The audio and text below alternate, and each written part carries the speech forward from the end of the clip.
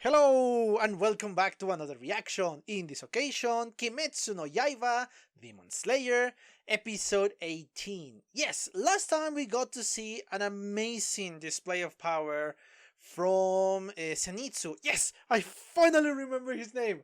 Oh my god. Okay, enough about that small celebration of my behalf. Anyway, as I was saying, yes, we saw an amazing display of power. But unfortunately, I don't know what is going to happen with Zenitsu by the end. Because, yeah, the poison is still acting. The poison is still within him. And it didn't go away in the moment that the demon was, well, killed. Because, yeah, it wouldn't make sense for the poison to go away just because of that. It still feels bad because, my god, Zenitsu is a great character. Yes, he's a coward. Yes, he's kind of wimpy, or you see him as a wimp.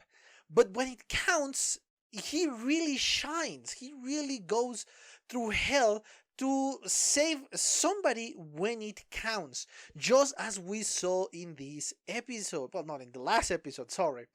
In the last episode. And it's amazing. And I want Zenitsu to grow happy, to continue living. But I don't know what to do with this series. Because yes, it's a very cruel series. It's a series in which you are shown death constantly, very gruesome death actually. So you don't know if Zenitsu is going to live because, oh yes, this series is not going to kill one of the main characters, or oh god, this seriously is going to kill one of your main characters. So I am still not sure of which side. Which is good in the perspective of the drama, in the perspective of, yes, I don't know what is going to happen.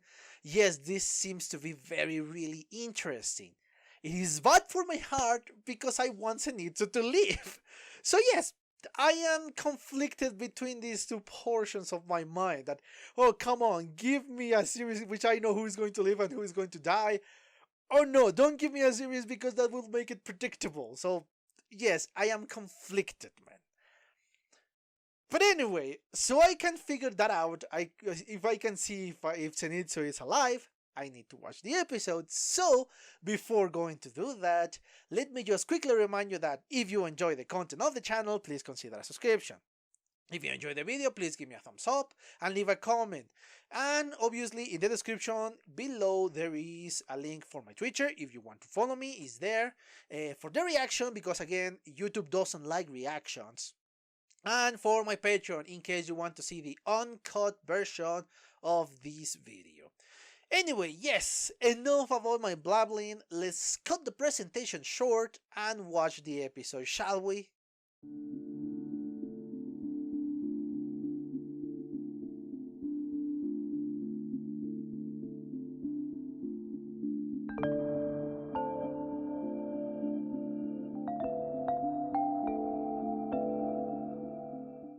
Okay, I'm back. I just watched a second time the 18th episode of the series.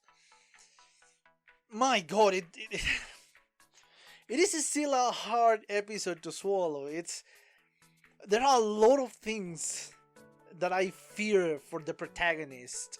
And I mean the three, well, what I can perceive as the main protagonist is Tanjiro, Inosuke, and Zenitsu.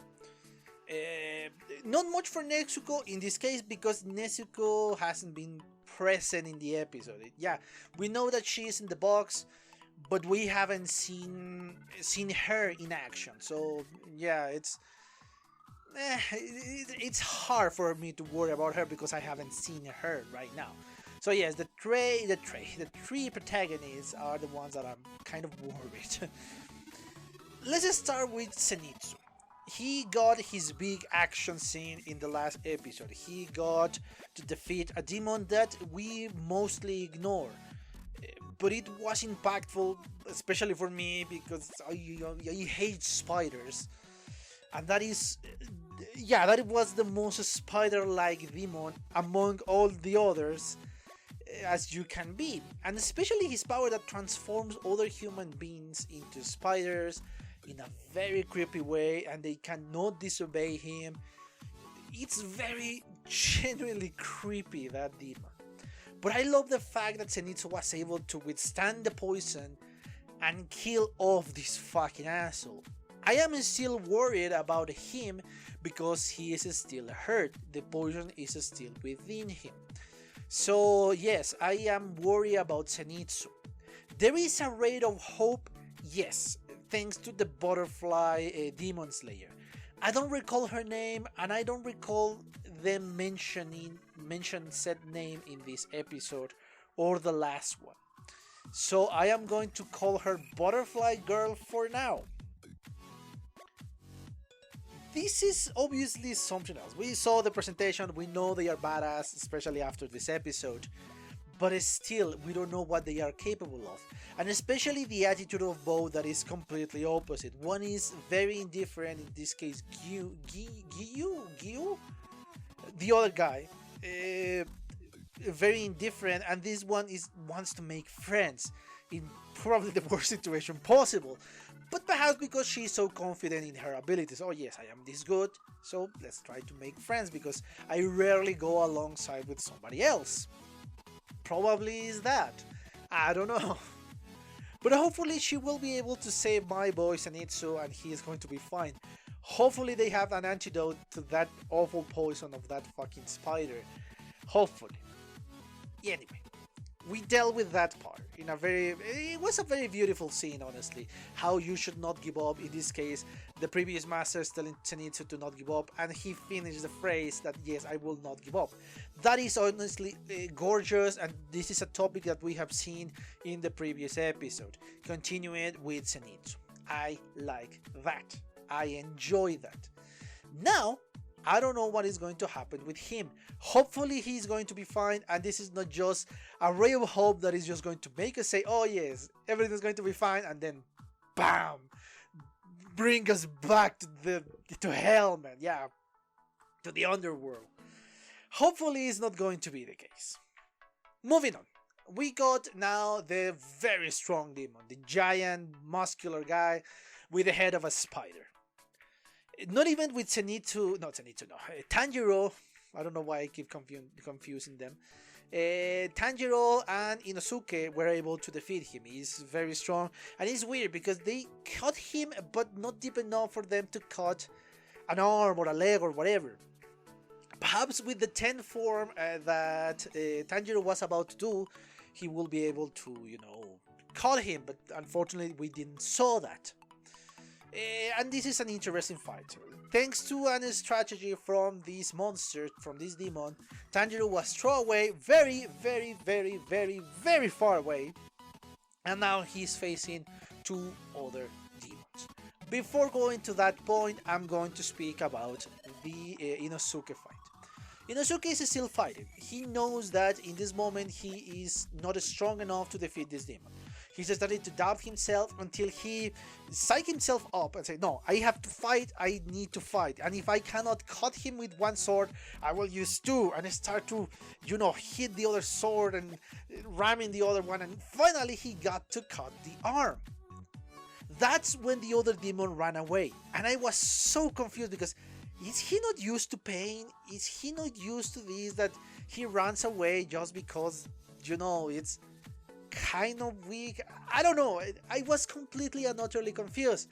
Until the moment he changed his skin and now his real power goes full on power and starts to attack Inosuke. And beating the crap out of him. He was so powerful at a certain point that even Inosuke was starting to doubt himself.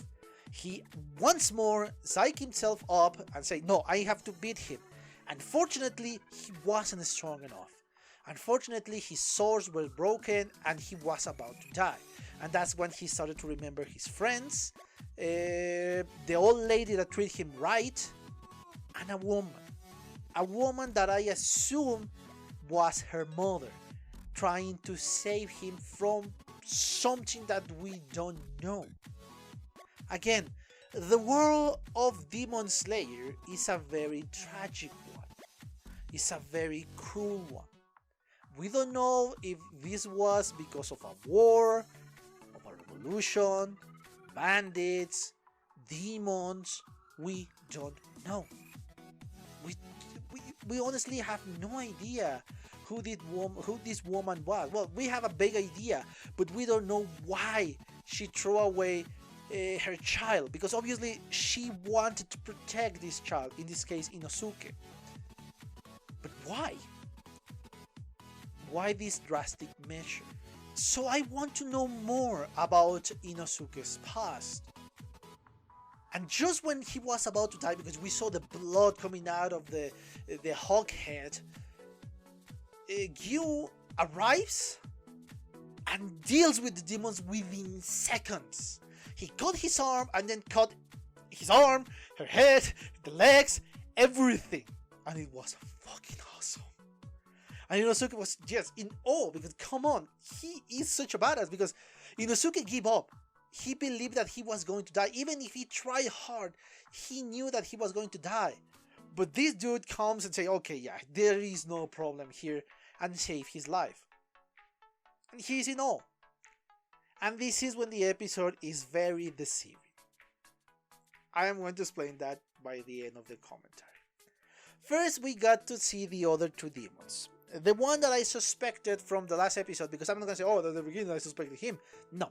From the last episode, I suspected that this little shit was the real boss, the real main demon. And that's strongly what I believe. That he is the one that is controlling everybody in that forest, in that family. He's beating the other little demon, the little sister, let's say. I don't know if there was a relationship between these two. They were truly brother and sister in the past, and the one that is embracing the demon side is the brother, or is just a girl that, I don't know, Michael Jackson gave, okay, yeah, have another fucking family, so don't bother me anymore. I don't know. There is no information so far of that. And he's very angry because he believes that his family, even though he treat them like trash. We saw that with mother, we saw that with father, we saw that with this little sister. He believes that he has a stronger bond than friends. We know that is not true. And just to show off his power, just how powerful he is, without damaging Tanjiro, an asshole from the demon corpse, well, demon slayer corpse, arrives and say, yeah, they make you not like him because he's a complete douchebag. And you don't feel that bad when you see him, well, die. You say, okay, yeah, you are going to die. In the moment he arrives, it was screaming, I am going to die because I am a huge douchebag. That is what I hear all the time. Oh, he's dead. He's dead. He's dead. He's dead. He just doesn't know it. And yes, he died. Just to show off the power of this demon. And it makes sense for us because, okay, yeah, he is a very powerful demon. And for Tanjiro within the world. Because, oh, these are his techniques. So it is an advantage for Tanjiro. And we saw the fight is a very... Well, from the beginning, it was a very common fight between an enemy and Tanjiro. Tanjiro is learning, Tanjiro is evolving, Tanjiro is going to come back. Until the last second of the episode. Well, the last few seconds of the episode. And this is when I need to mention the fight between the muscular demon and the fight against this brother demon. We got a high point for the muscular demon, the spider head demon. Because okay, now things are turning around. We have beaten 1, 2, 3 main demons. Now we are just we got to defeat 2 more. That's fine. We are going there. Tanjiro is going to prove this asshole that he is the best. We got that high point. And then the show brings us down to fucking hell. Because you'll say, okay, he's going to cut. The demon's going to be surprised. He's not going to die because it's way too soon. And we're going to have more fighting in the next episode and all that, yes. That's what I assumed was going to happen. It never crossed my mind that the sword was going to be cut and Tanjiro was going to be in danger. Not immediate danger, at least. But that is exactly what happened. That high, and they bring us down. It's a great strategy for drama. It's a great strategy for keep you on the edge of your seat. But come on, man. What a fucking cliffhanger. I cannot wait to see the next episode because this was a genuine fucking amazing episode.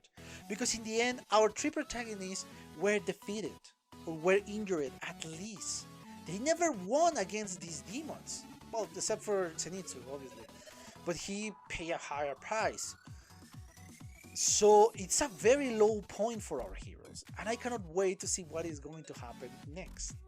But anyway, I think I really exhausted the topic of this one. I hope you enjoy it, and let me just quickly remind you that please subscribe to my channel if you enjoy the content of it. Please give me a thumbs up if you really think this video deserves it, and leave a comment so I know what you think about my reaction, the episode, or my commentary. Remember that in the description we got the link for my Twitter in case you want to follow me, for the reaction because YouTube doesn't like this shit, and the link for my Patreon in which you can find the uncut reaction of this episode and more. But anyway, yes, I think I exhausted the topic of this one as I said before. I hope you enjoy it and I have nothing else to say, but thank you for your attention and well, see you on the next one. Bye! Okay guys, I hope you enjoyed that video, and if you did, give it a like so the algorithm from YouTube will help me out. And check my other videos, share them, and also why not subscribe to my channel and join this community. And as always, I want to thank you for your attention, your likes, and even your dislikes, your comments, which is something I always look forward to read. And yeah, once more, thanks and see you on the next one.